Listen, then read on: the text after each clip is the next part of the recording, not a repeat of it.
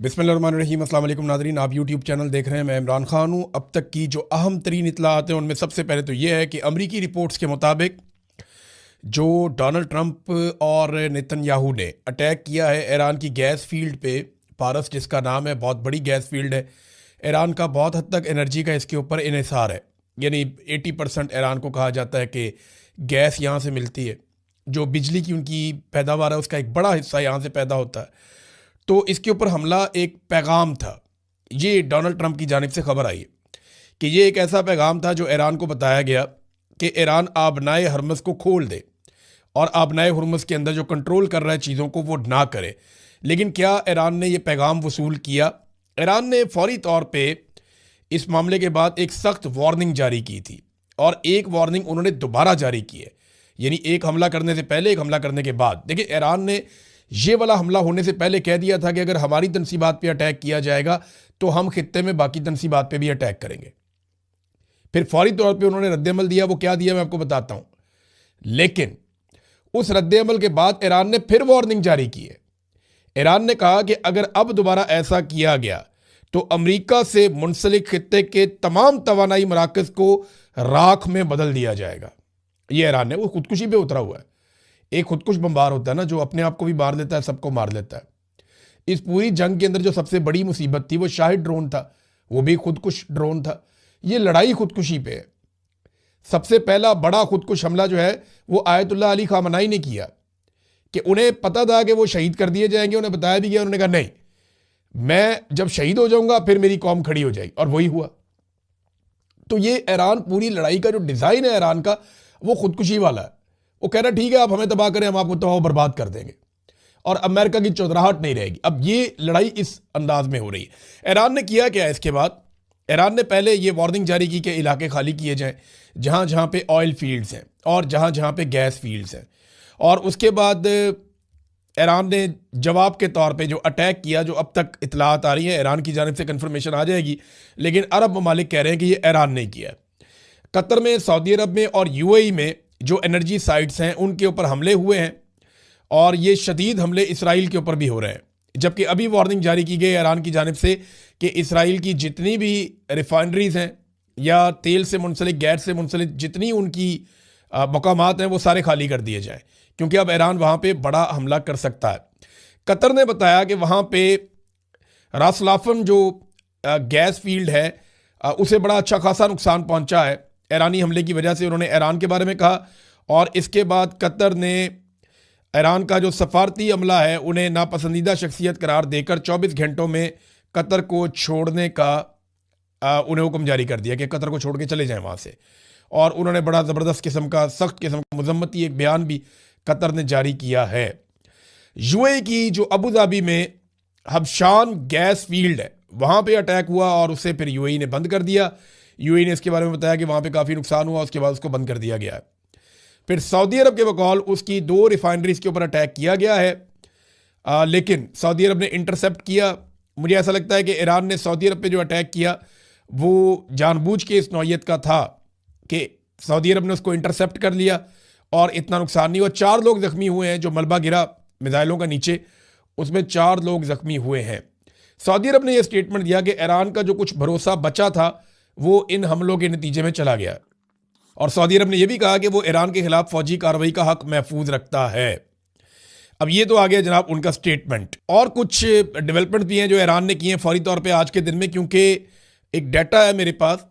उस डाटा को अगर आप देखते हैं तो आपको समझ आती है कि ईरान ने पहले दिन बहुत बड़े पैमाने पर हमले किए थे, फिर 1-2 दिन के बाद उन हमलों की शिद्दत में कमी आ गई थी।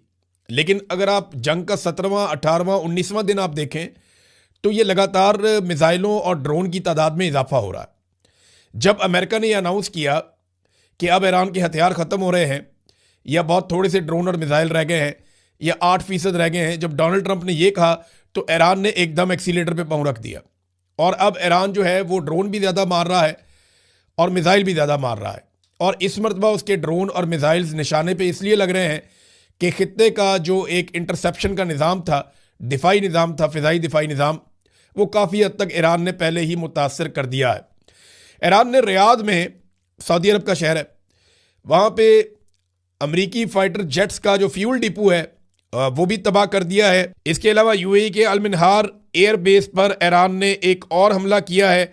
इसराइल के बिन गवीरियान एयरपोर्ट पर तबाही मचा दी है, वहाँ पे 3 तैयारे भी तबाह होने की इत्तला आई है।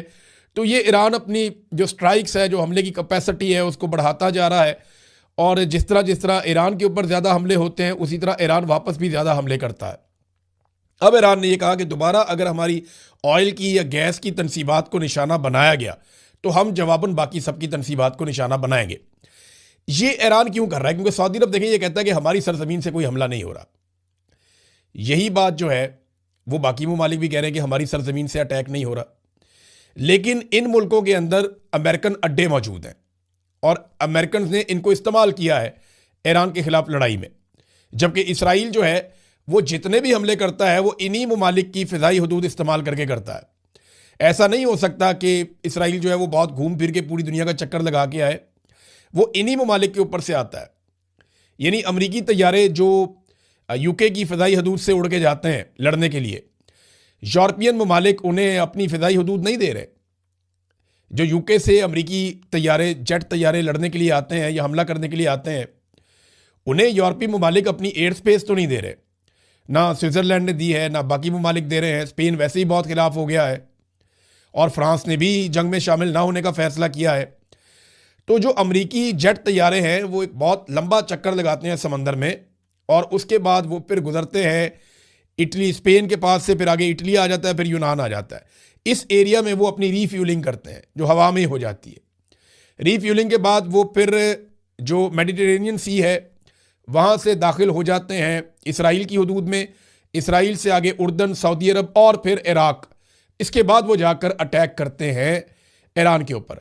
तो सऊदी अरब की और इराक की और उर्दन की, इन ममालिक की जो फ़िज़ाई हदूद है और इसराइल की, ये इस्तेमाल होती हैं जब भी ईरान के ऊपर अटैक करना होता है और ये अमेरिका इस्तेमाल कर रहा है।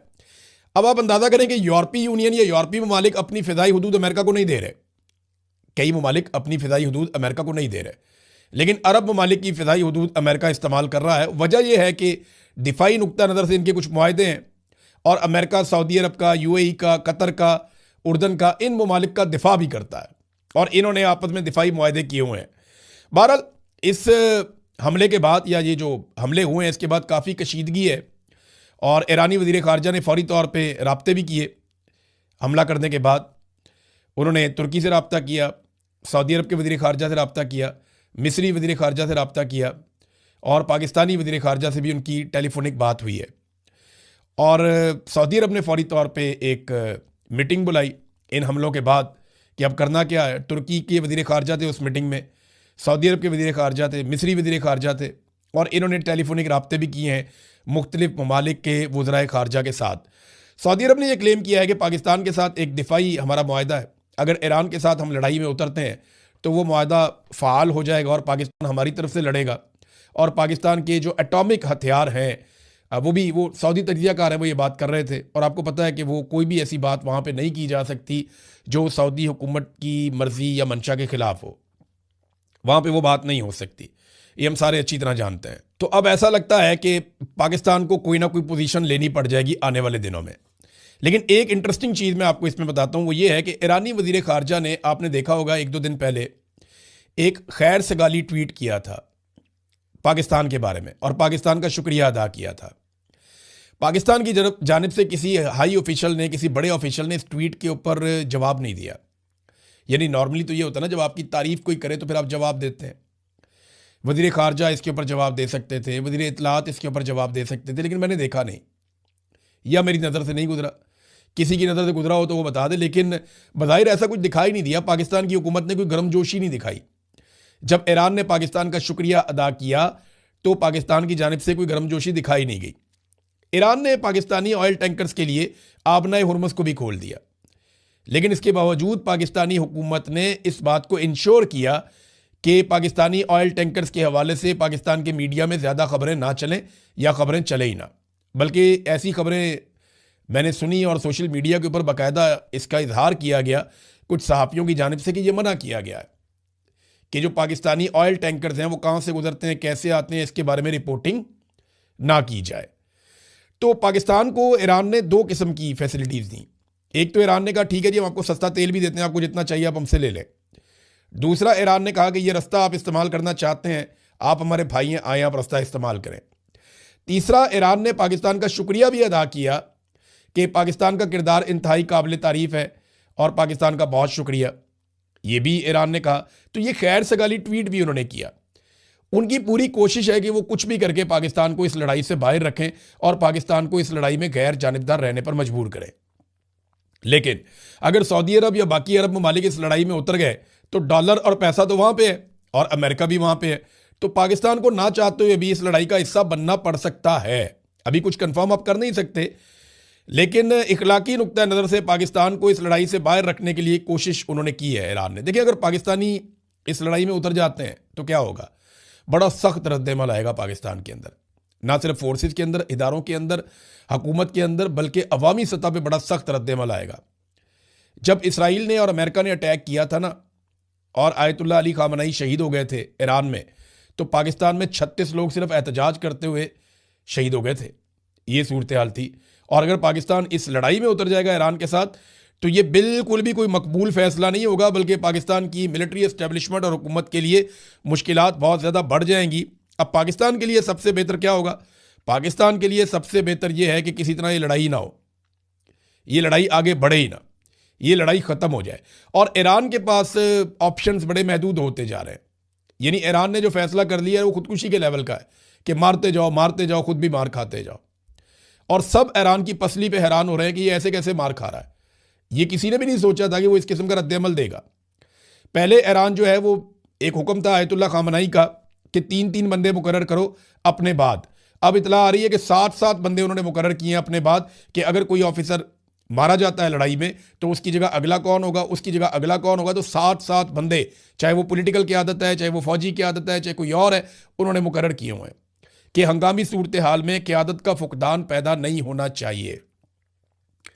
पेंटागन ने, नादरीन ने, $200 अरब मजीद मांग लिए हैं ईरान के खिलाफ जो इस वक्त ऑपरेशन जारी है उसे मुकम्मल करने के लिए। $200 अरब मजीद मांगे हैं पेंटागन ने अमरीकी हुकूमत से, और ये वाशिंगटन पोस्ट की रिपोर्ट है। अब अगर $200 और मिलेंगे तो ये जंग तो फिर आगे से आगे जाएगी ना, क्योंकि अब जंग के अंदर पैसा इन्वॉल्व हो गया है। और एक और खबर है, ये अमेरिका में डायरेक्टर अमरीकी नेशनल इंटेलिजेंस तुलसी गबार्ड, उनका एक स्टेटमेंट है जो बड़ा मकबूल हो रहा है। उन्होंने कहा जी कि पाकिस्तान, रूस, चीन, शुमाली कोरिया और ईरान एटमी हथियार ले जाने वाले जदीद मिसाइल सिस्टम की तैयारी में मसरूफ़ हैं। ये मिसाइल अमेरिका तक पहुंच सकते हैं, यानी हम खतरे में।